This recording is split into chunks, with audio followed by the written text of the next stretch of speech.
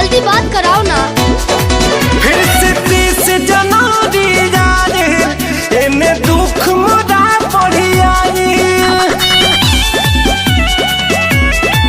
घर के कटता तोहरा हमारा हाथ लटक बयाई। मरद सोझा यारवा के नया याद पड़ता।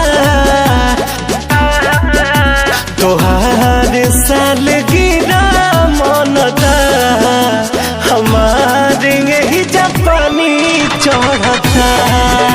तोहार सालगिरह मनता हमारे यही जापानी चढ़ता।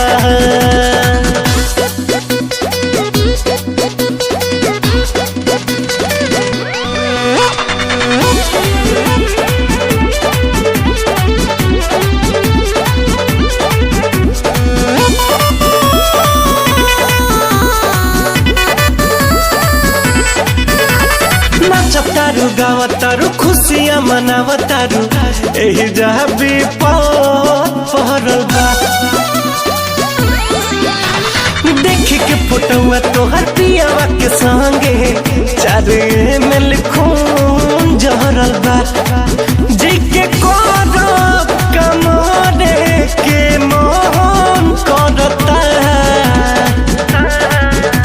तोहार सालगिरह मनता हमारे यही जापानी चढ़ता। तोहार सालगिरह मनता हमारे यही जापानी चढ़ता।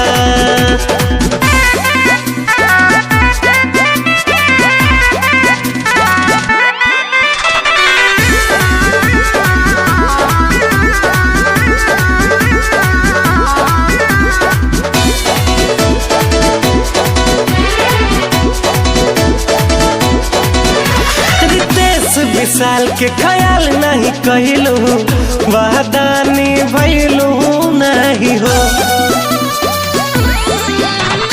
जाके ससुरवा तू हमें बिसरैलू मैं तो भेजलू नहीं हो। इहे सोची सोची के मोर बीपी बढ़ता। तोहार सालगिरह मनता हमारे